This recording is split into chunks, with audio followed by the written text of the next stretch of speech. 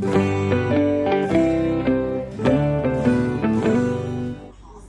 บายดีตอนแรงเนาะกินอัน นี้ นี้ ยังได้iPhone 17กับไอ้นี่กันเนาะ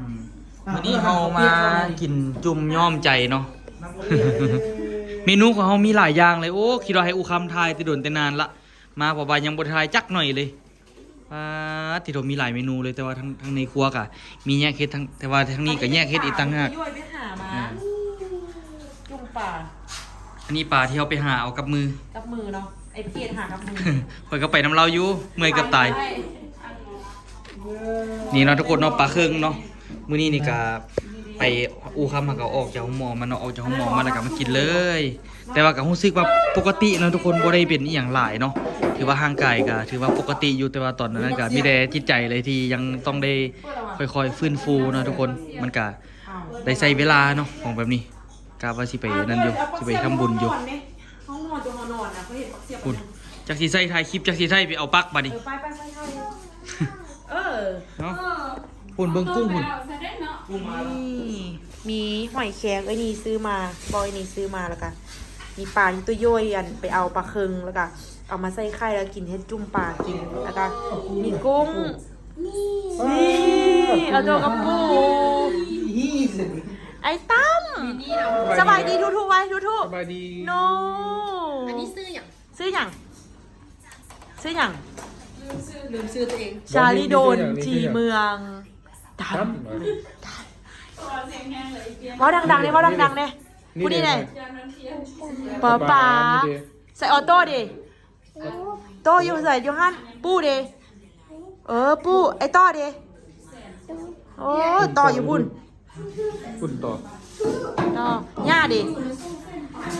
ย่าอยู่พี่ย่านะอันนี้ห่างกันกับออโต้ประมาณ4 เดือนไอ้ตั้มเกิดได้4 เดือนไอ้ตั้มเกิดได้4 เดือนแล้วออโต้เกิดแต่ว่าสีผิวที่คนละเรื่องเลยเนาะคนนี้นี่สีผิวขาวอ หั ม กส่วนหักงามเลย ไดอันโลชั่นไดอัน มาทาน กิน บ่ หน้าแมวกระยานมันแจ้แล้วมันกระท่าหน้ามัน เห็นแม่ทานเหรอ แล้วมันอันไดโลชั่นมันกระท่าแขนท่าขา อืม ท่าแขนท่าขาท่าอย่างจนทั่วหมดแล้วมันก็หอมถ้าดมมันหอมเลยโอเค เอาอีกบ่เอาอีกผู้หนึงบ่ โน เดี๋ยวเซกูดบายยังเป็นทางการ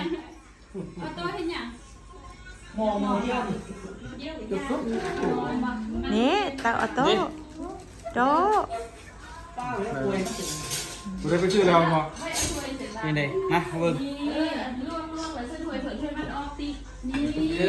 มื้อนี้จักกุ้งจักปลานะทุกคนเนาะแต่ว่าบ่แม่นว่ากินย่อมใจเลยเนาะอันนี้กินแบบโดนๆมาเจอกันแล้วก็ได้กินสังสรรค์น้ำกัน โดดอีหลีอาจารย์ดูค่อยสิเอาผักใส่ โอ้ยโดนอีหลีที่ว่าบ่ได้กินน้ำกันแล้วเนาะพุ่นน่ะมาแล้วค่ะ นี่แหละหยอกลูกหยอกหลานเนาะเกือบมีอีกผู้หนึงแล้วเนาะแต่ว่าก็บ่เป็นหยังเนาะเพิ่นบ่อยากอยู่นำบุญยังบ่ถึงกันกะเทื่อหน้ากะจึงมาใหม่เนาะตอนนี้นี่ก็เอากินจุ่มก่อน ปลาพุ่นละตุ้ย ฮะ แพงเอา เจ้าชายบ่แม่ เอาแพงอีกเอาอยู่เสี่ยว โอ้ เอาปักก้อน โอ้ อันยกโป้เลย ไล่เนี่ยคุณไล่ โอ้ เป็นตาไทยหูไปยุ เยี่ยมวันไหน เอายกโป้แน่ยกโป้แน่ ยกโป้เลย ยกโป้ยกโป้ ปาโถ ของแก้มกันแน่ ของแก้มเด้ ครับออโต้เนี่ย เอาโตหลาย มึงเด้อมึงเด้อเป็นตาเหลียวเบิ่งงักๆอีก นี่โอ้ แล้วต่ำกับปั้นเลย ยัง ต่ำกับปั้นเลยต่ำกับปั้น โดนๆนี่มากินนะทุกคนเนาะขาตั้งกล้องกับลืมออกมา โอ้อูจะบอกให้สั่งขานะข่อยบ่ได้สั่งก็ เอาเจ้าผู้สร้าง จะบอกกำซับข่อยเนาะข่อยก็ลืมมันเนาะ บอกจะสร้างตรงไหน มันได้ใส่ของกินก็บ่ได้สนใจปานใดช่วงนี้ยังมีลูกเพื่อนหลานอยู่เนาะน้ำก้อน ไป เย็นบอกไว้ เดี๋ยว ไร ค่อยๆกินไปป้าโถเฮ็ดก่อนหมู่ล่ะ เอามากินไอ้ค่ะอันนี้ออโต้กินเป็นออโต้อันนี้โต้นั่งไป ลึกเนาะหลายอย่างเลยทุกคนต้องกินมื้อนี้หลายอย่างหลายแนวเนาะ มาหามนอนหรอ ไปซิดเอาป่านี่ ลูกเสื้อถวยเลยเยอะมาก ซิดเอา เซเบ็ด ได้นะ ไอ้ เอา สาว ที่เรียกเกียร์คือธรรมดาเมื่อกี้เนาะ เอาเสื้อผ้าสวยลูก โอ้กะหูอยู่ว่าเรามักแต่ก็บ่คิดว่าเราสิมักเฮงปานนั้น เนี่ย มักแท้มักว่าบ่มักหาปลาน่ะ คู่มือที่มีไอ้นี่มาเองมาเป่าอยู่หนองต้นกัน อืมบ่คิดว่าเราสิมักเฮงเอาแถวว่า เสือนี่สุด ที่ได้แม่แต่งานก็เป็นอาชีพแม่ ๆแกเสือมันตุย ปรับแอร์ลงไหมคือว่าบ่เย็นปานเด้อล่ะมื้อนี้เมื่อกี้ปรับขึ้น ปานี่ก็ไม่ทำปานี่ก็ไม่ ตอนนี้ก็ได้ รวมอยู่กินอย่างไรบอกแม่ ไปสีเขียนอันนี้ออก หลายเลยทุกคนเมนูมื้อนี้เนาะมาพากันกินข้าวในอยนึงเนาะ ชุดเก่านี่ก็ชุดเก่า น้ำยา คือยุคเป็นสิบ 90ไปสั่งมื้อนี้90พอดีเลย เลิกแข่งมาจุดสูง ไรเลียกันเนาะ ยังบ่ทันแข่งกัน หัวหน้าเลยอุตส่าห์น้ำหนักเคยน้อย แข่งตอนรถ10 ล้อนี่แหละ มองรถไฟอันนั้นเยอะ เพิ่นเท่านั้นกะกำลังซุ่มแซวกำลังบนกันคักเนาะเอาขนมมาสู้กันกินให้เด็กน้อยกับเด็กน้อยผู้ใหญ่กับผู้ใหญ่ผู้นั้นมีแต่ลิ้นแต่โทรศัพท์ผู้นั้น แ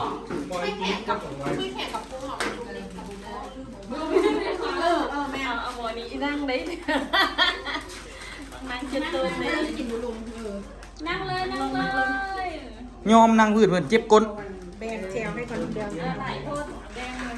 หมอที่ยังกินเลยแดงไปนั่งเลยถึงงานเปิดเลยถึง หลายอันหลายแบงนะทุกคนหลายกินจับออกเขาก็สิกิน เอาหม้อเย็นนั่นไว้อีกนึง จะสิ กิ กิ น น ขา เอา ตั้ง กิน ก ก่ ล้ อ อน ง ไหม ตัวนั้นดิตัวที่มันหักคันดิ บ่เคยมีอันนี้มาเด้อพ่อแม่พี่น้องเด้อกินข้าวด้วยกันเด้อมื้อนี้นี่กะ มื้อนั้นพยายาม หลายอันเลยนะทุกคนเนาะมันตัวก็สิกินจุ่มแล้วก็สิปรุงแจ่วพร้อมอันนี้แจ่วไว้นี่หึ หมดอยู่นี่ บ่ผมว่าแจ่วไอ้มดเอาไปเอาไปมาแวะกินซื่อ เรื่องมาเปล่าไว้แจกแล้วก็ได้ ๆเอา เอาไป ไว้นี่อยู่นี่มันไก่ปักเสียบเสียบมันก็ไว้เทิง คิมอะไรแบบเพื่อแผ่ปูเดินอยู่กับตัวต้นเลยเป็นแผ่ไข่มันว่าลองเอาไข่ใส่แม่ ผู้เหลือ ค่อยกินกันยังลิ้นซาย านกุ้งยานกุ้งไปทายเอาตัวยานกุ้งไปแม่แท้คอยไปจะใส่ไข่เนี่ย เรามีเดียวที่สั่งส่งสัมภาระ หลับตาอยู่เด้เอาออกไม่บ่รอดดอกสินะมีแต่เอามันแล้วออกมาน่ะ ห้อยบ่เอาห้อยมาบ้าง กุ้ง ไปฟังนั้น กุ้งบ่แม่นหยังดอก ต่อต่อ คุณเป็นดารากันนี่ กินไปน้อย ทะเลที่ ตัวยานกุ้ง ผมบ่อายขึ้นแล้วเนี่ยมันมานั่งเลย ยานกุ้งสิ มันห่อน ยุ่งเลยนะ มันเป็นหนาเนี่ยวันต่อตาเลย เงือดขนาดบ่ได้กินข้าวแล้วเดี๋ยวนี้ ตัวหนังพี่ มันอาบน้ำมันมีบดน้ำอยู่อ่ะนะเมย์กระเบื้อมาตอมมันบินมาตอมมันให้เลยเบล ตักยานเมียงใหม่นะ ไปเห็นคลิปของรีวิวของไปป้าจะไปแห่งนี้ ป้าเขาไปบานแห่พี่ลึกพี่โลยามนี้ได้ยามบานแห่ พี่มาบินได้ไปร้องจานเลย เฮ้อันน่ะต้อมไอเกดมาหอดเฮือนมัดเบ็ดไปมือเหรอ พี่ไม่อันนี้เขาดาวดิไปที่ไหนดีบ้าง สู้มือชิดเป็นอยู่เวียงเลย ปีใหม่เย็น ไอเมฆส่งมาว่าไอเกดมัดเบ็ดแล้วมือเหรอ ไม่ได้ไป เราน่าจะไปอุดมไซก่อนประมาณที่หนึ่งแล้วเราจะไปเราจะขี่รถจักรไป นึกว่าจะกลับไปบอกนี่ เราจะเอารถจักรไปเอง โอมีแล้ว บ่ได้เห็นอย่างแล้วบอกว่าโตนะ บ้านเราเสียไปทะเล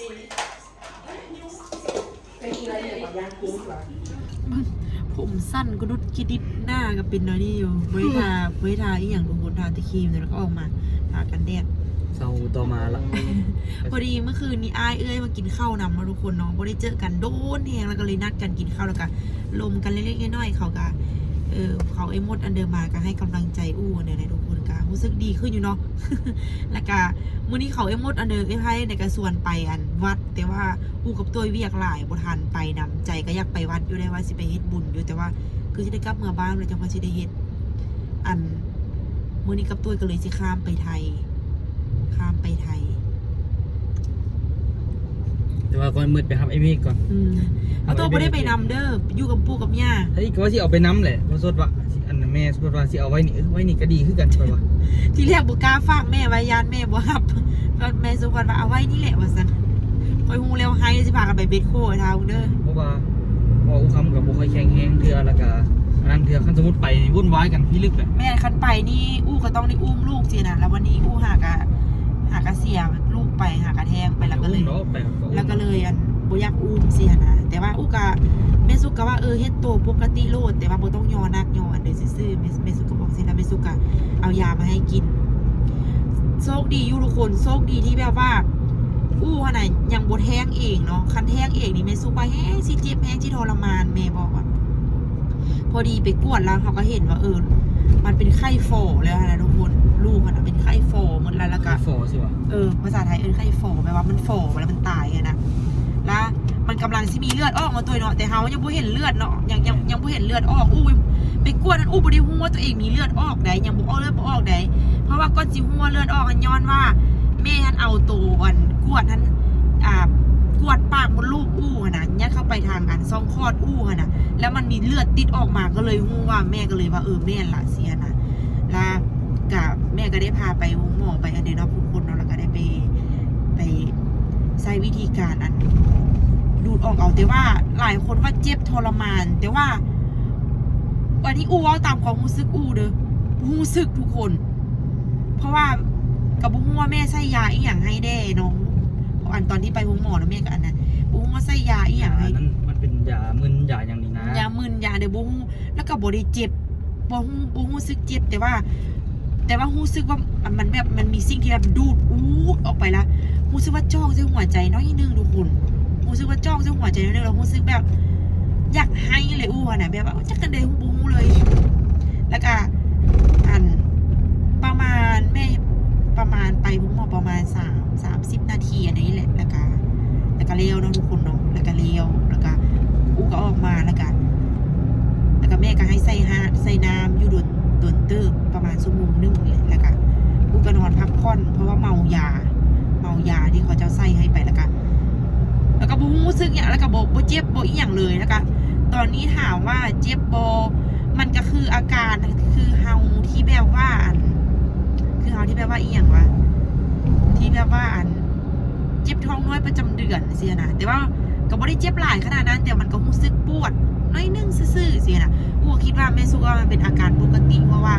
มดลูกของมันกำลังเข้าเนี่ยเราก็ว่าเสียนะแล้วก็โชคดีทุกคนโชคดีแฮงมีแม่ย่าดีเนาะอันเป็นตอนนี้ก็ยังเอาลูกให้เสียนะแต่ว่าคันกับตัวก็จำเป็นต้องได้ไปไทยต้องได้ไปเวียกแน่ทุกคนจำเป็นอีหลีกันเลยว่าไปก็บ่ได้อย่างนักหรอกย่างลงแล้วก็สินั่งอยู่รถนี่แหละเฮ็ดเอกสารเนี่ยก็ไปสแกนหน้าเนี่ยแล้วก็กลับคืนมานั่งรถปกติเนาะทุกคนเนาะถามว่าเสียดายโบเสียดายสุดๆเนาะทุกคนนะเพราะว่าเขาตั้งใจเอานะตั้งใจเอาแล้วคิดกับตัวอยู่ว่าคันถ้าเอาแล้วก็คือแบบว่าจะบ่เอาเลยเนาะตัวเนาะคือแบบว่าจะเลี้ยงกับคู่ไปกับออโต้ให้ใหญ่แล้วเขาก็สิเศร้าเลยสิฮะนะแต่ว่าแม่ก็บอกว่าให้มันพักมดลูกประมาณ6 เดือนแม่ก็ว่าแต่ว่าส่วนหลายเห็นIFC เพิ่นคอมเมนต์เพิ่นก็บอกว่าพี่ก็ไปเคยเป็นเหมือนน้องเลยเพิ่นว่าสุดท้ายพี่ก็พักมดลูกไป3 เดือนแล้วก็มีอีกในเราก็ว่าสินะแล้วก็มีจนตอนนี้น้องก็โตแล้วก็มีคนที่หลังจากนั้นก็น้องคนที่2ได้2 ปีก็มีอีกสินะก็ถือว่ามีง่ายแล้วตัวเนาะก็ถือว่ามีง่ายก็เราก็ว่าเข้าใจความรู้สึกเลยตอนนั้นตอนที่เราเป็นเราก็ผัวเราก็คือกอดกันห้องให้เราว่าเนาะกอดกันห้องให้แต่ว่ากับตัวฮันคิดว่าจะให้ออโต้ได้ประมาณ3 ปีซะแล้วตัวเนาะตอนนี้เท่าไหร่ละปี9 เดือนเดี๋ยวเดือน9ก็ได้2 ปีเอาจากปีเอาสมันแล้วพอดีพองามเนาะเอาสั่งให้ออโต้ได้3 ปีแล้วกับ ต่างว่าถ้าพักห้างกายตัวเองแล้วอู้ก็สิกินยาบำรุงไปเรื่อยๆทุกคนกินบำรุงไปเรื่อยๆแล้วก็กินยาบำรุงไปเรื่อยๆแบบว่าเคลียร์มดลูกอะนะกินยาบำรุงเคลียร์มดลูกตัวเองไปเรื่อยๆแล้วก็บำรุงมดลูกไปเรื่อยๆแล้วก็จนพุ่นแหละคิดว่าออโต้3 ปีออโต้เว้าฮู้เรื่องแล้วทุกคนกระทั่งว่า3 ปีออโต้เว้าฮู้เรื่องแล้วก็จังค่อยเอาน้องให้ออโต้แล้วจังค่อยแบบว่าโอเคละสินะตอนนี้ก็คือกับตัวซีอู้กับเป็นแบบนี้ละกันตัดสินใจเนาะกลับมาลุยหาเงินเนาะเพราะว่าโชคดีที่แบบว่าเฮามีลูกคนที่1แล้วคนที่2เฮาก็เลยแบบว่า อันนี้มาเป็นคนที่2กับโบเวนว่าเฮาบ่เสียดายบ่อันนั้นแต่ก็เสียดายอยู่แต่ว่าเฮาก็ยังพอทำใจได้เพราะว่าเฮายังมีออโต้ให้ซื่นใจหน่อยนึงเสียนะแต่การถ้าบ่มีไผจักคนเลยแล้วมาเป็นคนแรกนี่คือสิเสียใจนักอยู่เนาะตัวเนาะ แม่น แต่ว่าอันนี้พอมาเป็นแบบนี้ก็อย่าคิดซะว่าเฮาเขาเฮ็ดบุญมาบ่ซ้ำกัน คือบ่ถึงกัน คือตอนเพิ่นว่าเป็นเพราะเฮาบ่ถือบ่เฮาแบบเฮาบอกไว้บ่ว่าเฮามีลูกอะนะจะว่ามันแม่นบ่ เกี่ยวดอก ข้อยก็คิดว่าบ่เกี่ยวเลยเพราะว่าตอนที่ผมเชื่อ ตอนที่เฮามีออโต้เฮาก็มีปุ๊บแล้วเฮาก็บอกปั๊บเฮาก็บ่ได้ปิดบังเมียงแต่ว่าออโต้ก็ยังแบบว่าแข็งแรงใหญ่อันนี้อู้ก็ไปอ่านมาหลายๆแล้วกับฟังตามแม่ย่าว่ามันก็เป็นที่ตัวอ่อนฝั่งโตบ่แข็งแรงเนาะทุกคนเนาะแล้วก็อาจจะผิดปกติของโครโมโซมนั่นแหละอู้ก็บ่ฮู้แนวสิว่าคันสิว่าอู้เฮ็ดเวียกหนักบ่ก็ปกตินะอู้ก็ว่าอู้บ่ได้เฮ็ดเวียกไม่หยังหนักแต่ว่าตื่นเช้ามาช่วงหลังๆตื่นเช้านี่อู้ตื่นเช้าแท้ช่วงหลังๆนี่เพราะว่าตื่นเช้ามันก็บ่เกี่ยวแล้วเนาะนอนแล้วมันก็ต้องตื่นเนาะตื่นเช้ามาเฮ็ดเวียกเฮ็ดอันนั้นอันนี้ขายของย่างขายของนู่นนั่นนี่สินะย่าแหละก็เป็นบทเรียนเนาะเขาก็แบบว่ามันเป็นแบบนี้มาแล้วก็เป็นบทเรียน ไม่น่าเอาไหม เชื่อไหม 7620สิได้เติมน้ำมันอยู่ไทยเลยบ่นี่ ไปเติ โอ้ ม บ่ได้เอารถข้ามมาลืม อ้าวไม่ได้รถข้าวอ่ะ อืม อ้าวค่อยลงทะเบียนใส่ป้ายรถได้นี่ ยาวมันเป็นหยัง โอ้บุได้ตี้ สิเอาข้ามเป็นหยัง ค่อยลงทะเบียนใส่ป้ายรถคิดว่าสิขี่รถข้าว ค่าใช้จ่ายหลายขี่รถข้าม ตายไปนั่งลงทะเบียนเลย มันบ่คุ้มค่าข้ามไปตามมือนะกะว่าข้ามเป็นอาทิตย์นี่คุ้มอยู่ค่าใช้จ่ายใส่น้ำมันกับลองซานกันยังได้ค่าใช้จ่ายข้ามด้าน ไปหลายคนนะคุณ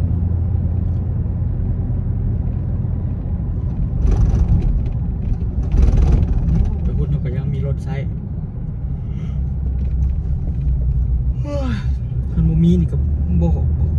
โอเคปานใดอันนี้เฮามีใช้อยู่ เดี๋ยวลงทะเบียนใหม่ก่อนทุกคนเพราะมันข้ามไทยมันต้องได้ลงทะเบียนใหม่อันนี้อู้ลงทะเบียนใส่ป้ายรถเดียวเอาไปสแตมป์ตัวนั้นละเดี๋ยวมันสิบ่ตรงกันมันสิยุ่งอยู่คุณ